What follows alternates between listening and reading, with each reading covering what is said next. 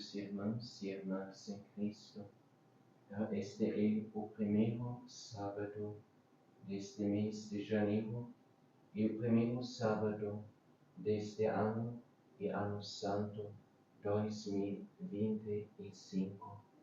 E queremos consagrar assim não só este dia, mas todo este novo ano que Deus nos concede, a Virgem Nossa Senhora e mais ainda ao seu coração imaculado, porque também para todos nós, mais ainda para toda a Santa Igreja, para todos que buscam sinceramente Jesus, a verdade, a vida, possam, por meio de Maria Santíssima, chegar à luz verdadeira que brilha para iluminar todos os homens.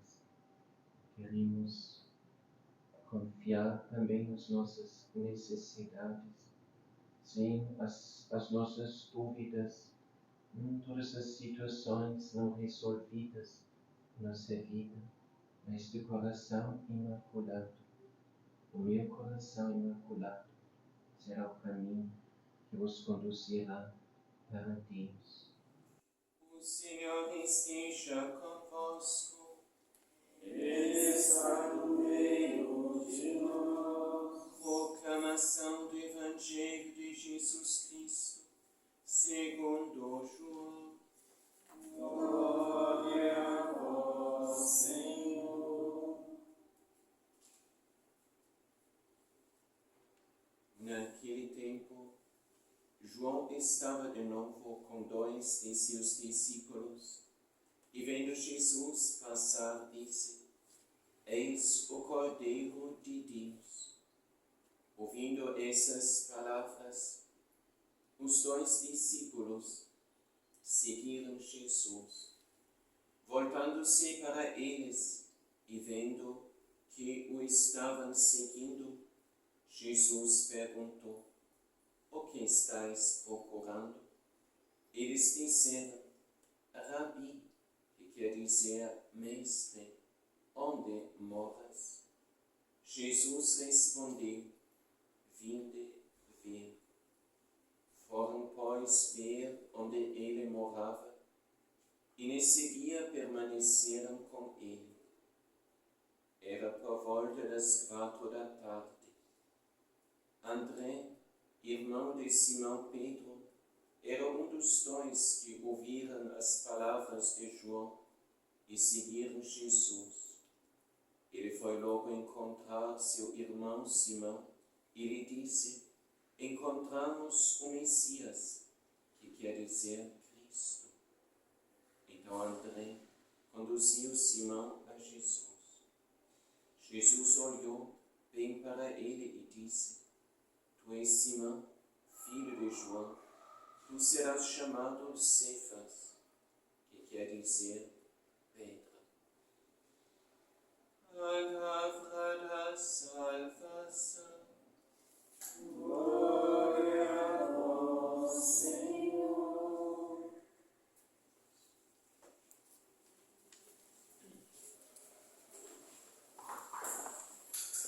Em nome do Pai, e do Filho e do Espírito Santo. Amém. Caríssimos irmãos e irmãs em Cristo, é muito lindo celebrar o Natal do Senhor.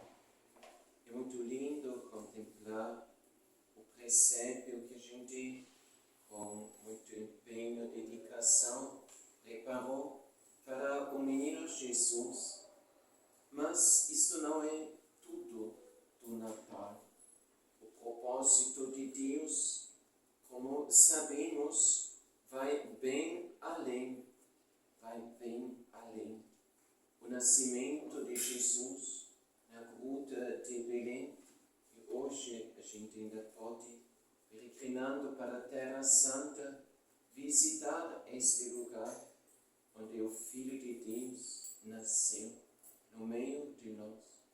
Isto é apenas o início de um grande propósito, de um grande plano que Deus tem, então não só Ele para si, grande plano que Deus tem para conosco. Foi por causa de nós, como nos confessamos a nossa fé, que o Filho de Deus se fez carne e entrou neste mundo. Agora, estes dias, então que estamos celebrando o Natal, a oitava do Natal, e agora os dias sucessivos, amanhã já celebraremos a Epifania do Senhor, e ainda teremos uma semana para contemplar o mistério do Natal. Agora, estes dias, o que estamos fazendo? Estamos contemplando ainda o presépio, mas ao mesmo tempo estamos também contemplando o presépio, mergulhando nesse mistério que aqui se apresenta perante nós. E pouco a pouco estamos também compreendendo, ao menos um pouquinho melhor, qual é este propósito que Deus tinha e tem com o mistério da encarnação do seu Filho muito amado. A encarnação do Filho de Deus tem muitas implicações. É um mistério grande, afinal, um mistério insondável. Hoje, na primeira leitura, tirado da primeira carta de São João, São João fala daqueles que são filhos de Deus, por um lado, e daqueles que são filhos do diabo, por outro lado. E como que a gente se torna filho? Esse tema também repercute exatamente neste mesmo texto, nesta mesma carta, primeira carta de São João. Como a gente se torna filho de Deus? Para isso a gente precisa o quê? Precisa nascer de Deus. Muito lindo essa expressão. Mais tarde, na sua vida pública, Jesus vai discorrer sobre este assunto, o seu colóquio noturno com Nicodemos. É necessário nascer de novo, nascer do alto, nascer do Espírito. Se nós estamos agora, nestes dias do Natal, perante o mistério do nascimento do Filho de Deus, chegamos a entender que exatamente no nascimento do Filho de Deus está a raiz, a base, a origem, o fundamento do nosso nascimento. Somente são duas realidades assim opostas e ao mesmo tempo complementares entre si. O nascimento do Filho de Deus significa o quê? Aquele que é Deus, consubstancial ao Pai, como a Igreja confessa na profissão de fé, niceno-constantinopolitana. Então, assim como o Filho é consubstancial ao Pai, da mesma natureza do Pai, o seu nascimento significa o quê? Ele nasce agora entre nós, assumindo uma natureza humana. Aquele que é Deus, verdadeiro Deus, se torna também verdadeiro homem. Aquele que vive junto ao Pai, então junto ao coração do Pai, como São João nos faz entender no prólogo do seu Evangelho. Aquele que vive eternamente voltado, orientado para o Pai. Isso no mesmo prólogo de São João. Ele agora se volta para a criatura. Dá sem abandonar nada em nada o seu Pai. Se volta também para a criatura, assumindo natureza humana. E através desta natureza humana, entra em nosso mundo, começa a dialogar, Deus começa a dialogar com a criatura humana, como no paraíso. Deus dialogava com Adão. Só pelo pecado, pois este diálogo tinha sido interrompido. Não Deus interrompeu, o homem interrompeu este diálogo, esta vivência na familiaridade de Deus. Agora, na encarnação do seu Filho, Deus retoma o diálogo com aquela humanidade que se afastou dele.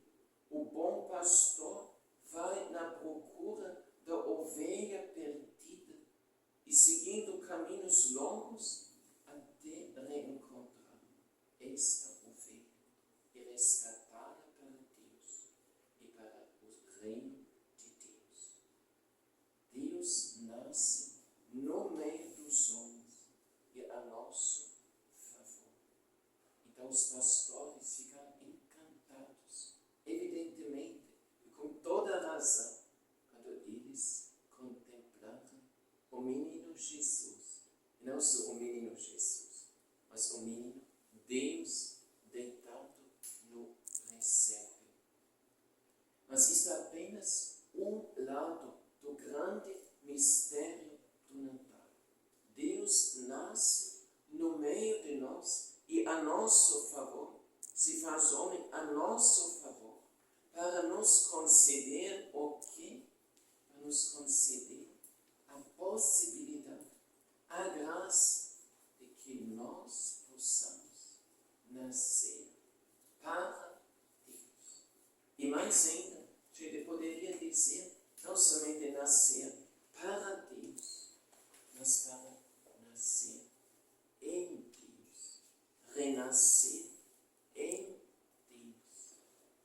Então São João fala explicitamente, agora nesta sua carta, daqueles que nasceram de Deus, que nasceram de Deus.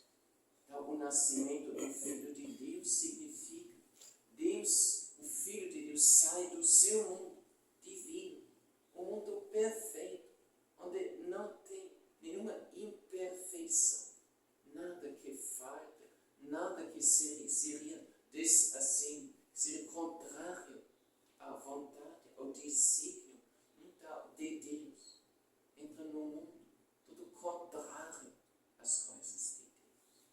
Mas nós nascemos neste mundo distante de Deus, contrário a Deus, oposta a Deus, em tantas maneiras. Mas o nascimento para Deus e em Deus nos permite a gente vivendo este mundo confuso, desordenado, manchado, de tanto modo pelo pecado e as consequências do pecado, nos é concedido nascer em Deus, nascer para Deus. Significa não só conhecer, assim, por uma outra experiência, palavra ou revelação, sem Deus, mas nascer para Deus, nascer em Deus, significa entrar no mundo de Deus. Significa tal que se abre perante nós um outro mundo, diferente, bem diferente, exatamente o mundo da eternidade, da grandeza, da santidade, do amor de Deus. São João fala, não em vão, quando ele fala sobre a encarnação do Filho de Deus, dele recebemos graça sobre graça. Ele fala, ninguém nunca viu a Deus, mas aquele que é o unigênito, que está junto ao Pai, no peito do Pai, no coração do Pai, ele nos o revelou. Interessante, se nós lemos o Evangelho de hoje, quanto os dois discípulos começaram a conhecer, descobrir Jesus. E toda a vida cristã é descobrir Jesus. A gente pensa de já conhecer Jesus e depois a gente vê que ainda não conhece Ele. Também esse Natal, para nós não é só repetir o que já celebramos tantas vezes, mas é conhecer em modo maior, mais profundo, em uma perspectiva ainda nova, o mesmo mistério que já tantas vezes celebramos. Em todo caso, estes dois discípulos ficam tocados pela pregação de São João Batista, o grande precursor. Ele falou: eis, apontando para Jesus, eis o Cordeiro de Deus, o Salvador do mundo. E eles timidamente vão olhando quem é este Jesus, a de Jesus se voltar para ele e convidar a eles em sua companhia. Interessante, eles falam então para ele: Rabi, mestre, ainda não conhecia ele, mestre, Rabi, onde moras? Quer dizer, eles se colocam já na atitude de discípulo, sim, para eles, seguidores deste Rabi, que chamava Jesus. Então eles se colocam perante eles, ele em atitude de discípulo. E eles, quando perguntam: Senhor, onde moras? Jesus lhes diz: vinde ver. Isto é muito belo, um convite muito belo para esse mistério do Natal que celebramos. Como os anjos, então, convidaram, anunciaram. Então, eles, os primeiros anunciadores do Evangelho aqui neste mundo. Então, antes que a igreja evangelizasse, antes que os apóstolos, antes que o próprio Jesus evangelizasse. Então, foram os santos anjos, os primeiros evangelizadores. Isto é um dado, talvez na margem, sim, de tudo que meditamos esses dias, mas muito relevante. Por quê? Este mundo pagão, onde muitas vezes, em tantos lugares, nem a igreja consegue penetrar. Deus também tem os seus santos anjos para evangelizar. E depois, então, os pastores dizem: vamos para Belém e ver o que Deus ali em sua bondade nos tem preparado. E aqui Jesus faz o mesmo convite: vinde ver. Então o mistério do Natal é algo onde Jesus, pela sua afabilidade de uma criança, nos quer atrair. Muito interessante. Toda esta pobreza e tudo que não atrai a ninguém. Jesus, na sua pobreza, atrai a todos.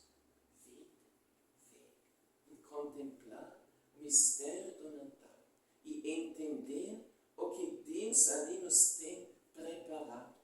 E o interessante é que, então, eles foram, os dois primeiros discípulos foram e eles ficaram aí, permaneceram ali junto com Jesus, o Verbo encarnado, retomando o diálogo interrompido.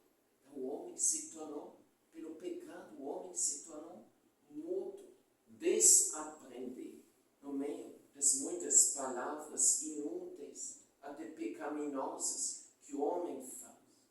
Reaprende, pela graça de Deus, reentrar em diálogo com Deus.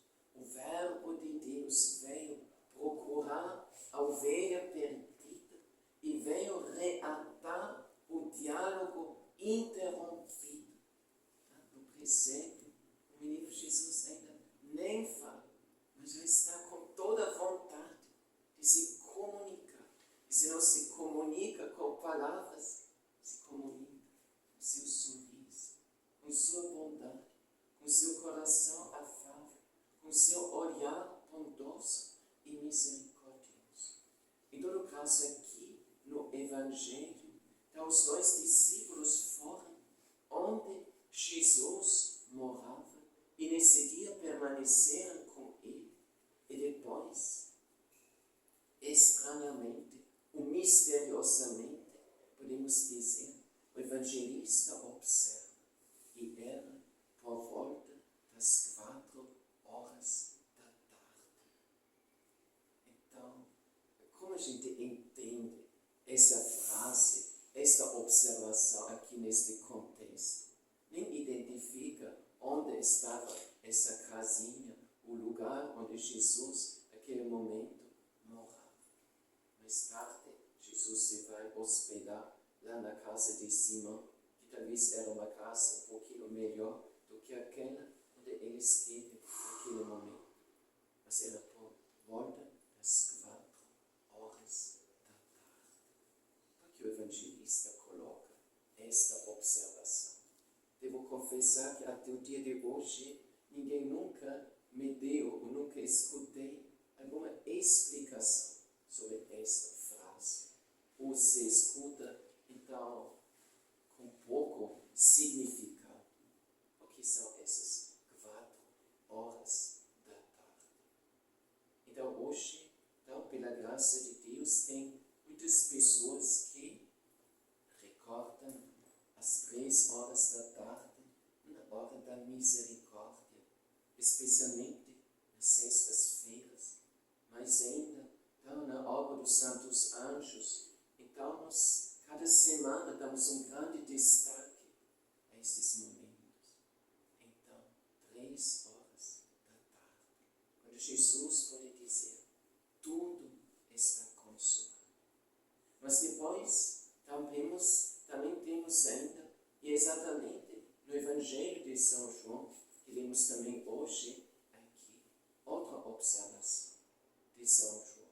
Depois ele fala, quando o soldado veio e viu que Jesus já era morto, Jesus já tinha morrido, ele não quebrou, como aconteceu com os 2 ladrões, as pernas dele, os ossos dele, mas abriu com sua lança o seu lado. O lado aberto de Jesus foi aberto após a hora de sua morte.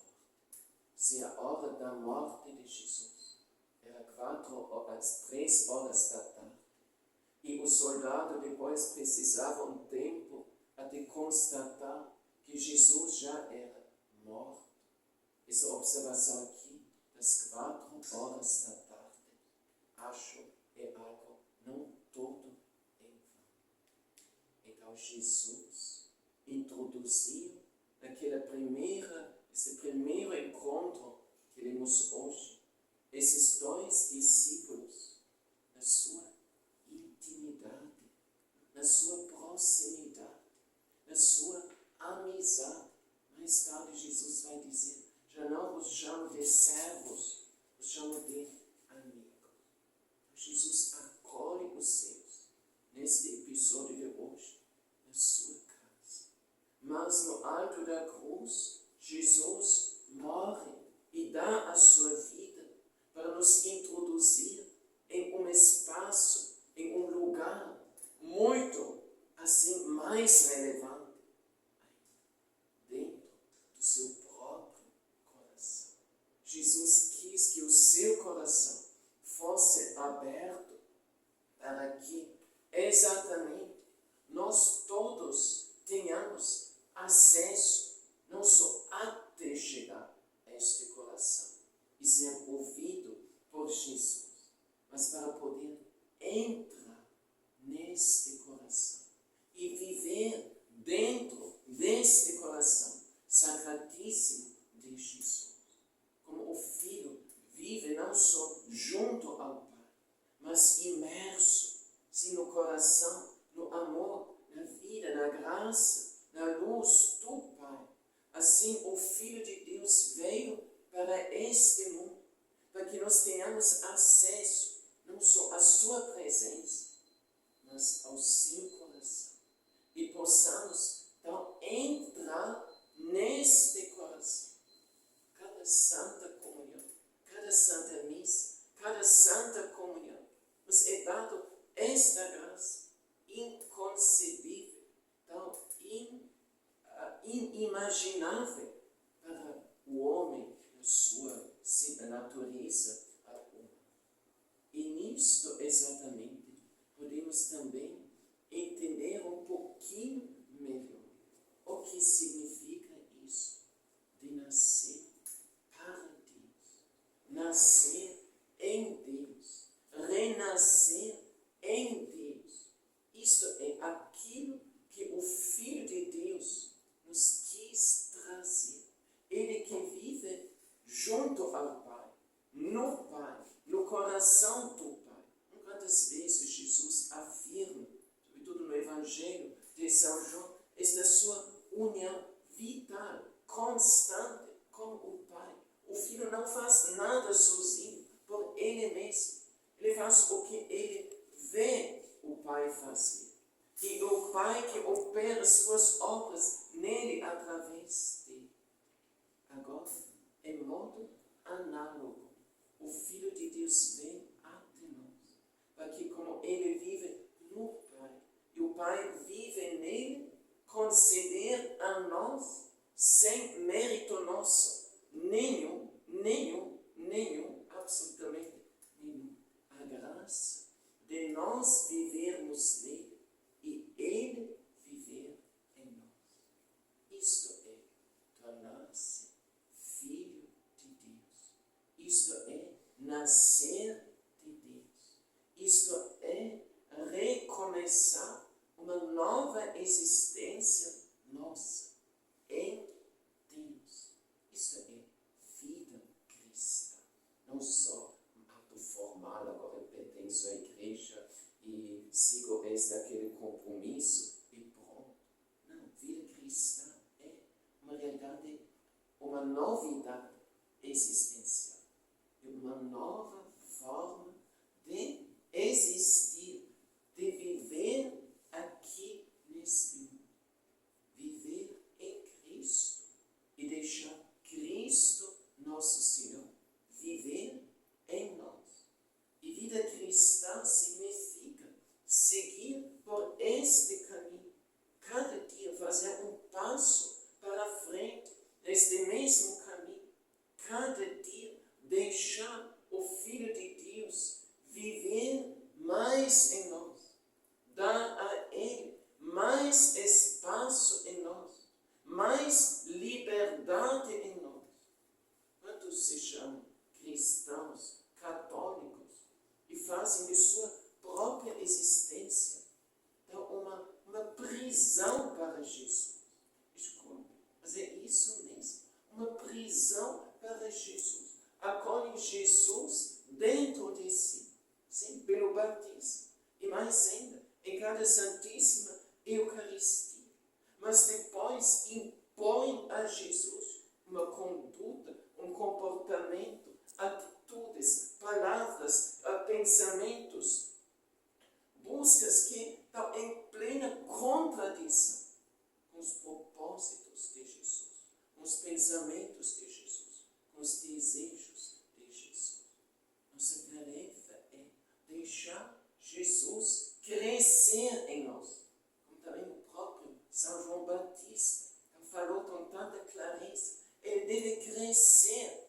Então, como dar mais espaço a Jesus, a sua presença, as suas ideias que ele nos vem trazer, aos seus propósitos, ao plano que ele nos quer revelar. Qual é o plano que o Filho de Deus nos quer revelar? A salvação do mundo, aprender a tornar-se. Então, Jesus, ele, o Cordeiro de Deus, ele é aqui para realizar até as últimas consequências o plano de Deus para a redenção, a salvação, a recondução para Deus desse mundo. Eis o Cordeiro de Deus.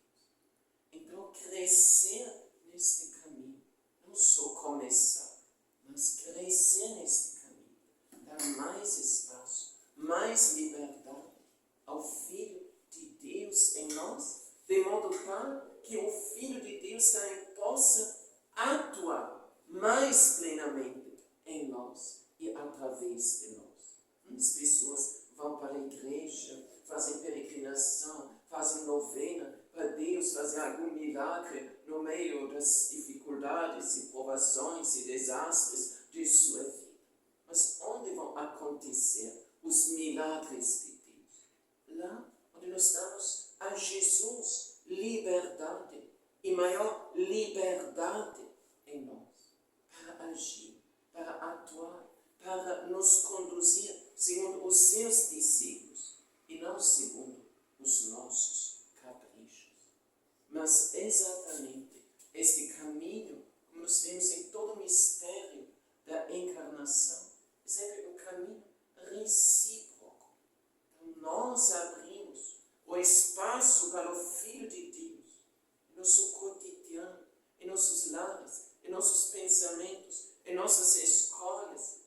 Nós abrimos o espaço para o Filho de Deus, para Ele entrar em nossa vida, em nosso cotidiano. Afinal, através de nós, da igreja, entrar neste mundo de hoje, tão distante de Deus. Mas isso tem um complemento, uma correspondência que consiste isso. Isso é exatamente, tem o seu elemento complementar naquilo que Jesus faz a nosso favor. Na medida que nós deixamos Jesus nascer, crescer, entrar, penetrar em nossa vida, nesta mesma medida, o Filho de Deus deixará a nós entrar, sim, no coração dele, na vida dele, na presença dele, no mundo divino dele. Nós deixamos Jesus entrar no meio deste mundo profano, secular nosso. Mas Jesus nos deixa penetrar na medida da nossa abertura perante Ele, no seu mundo divino, no mundo eterno, no seu reino. Quantas vezes Jesus fala no Evangelho, no seu reino, o reino de Deus está próximo, mas aqueles que estão aí próximo preferiram de ficar fora, de não se aproximar desta realidade. O reino de Deus é o coração aberto de Jesus, é a graça abundante que aí flui e que está aí para se derramar sobre aqueles que se aproximam deste mistério. Isso é nascer para Deus. O Filho de Deus nasceu para nós, para que nós possamos, em virtude desse mistério, nascer para Deus. Ou seja, renascer para Deus. Já temos um nascimento natural. O Filho de Deus também, antes de entrar neste mundo, ele já possuiu um nascimento eterno, nascimento eterno do Pai. Ele, o Filho, é gerado desde toda a eternidade do Pai e assume um nascimento temporal aqui neste mundo. E agora o Filho de Deus vem até nós, está assumindo um nascimento temporal para fazer o quê? Para que nós que já nascemos temporalmente aqui neste mundo, por meio do Filho de Deus, ou seja, concedido um nascimento eterno. Entrar nesse mistério de Deus, que não tem fim, que não tem limite, nem no espaço, nem no tempo, nem na sua intensidade e grandeza, que é eterno, infinito. O Filho de Deus entra neste mundo pequenino nosso, para nos abrir um mundo imenso que é dele. E isso é aquilo que ao menos queremos, de qualquer modo, entender. Quando estamos aí de joelhos, então olhando o pequeno menino Jesus, no presépio de Belém. Ele se esconde atrás de tudo isso uma realidade enorme, uma realidade inaudita, inimaginável para nós.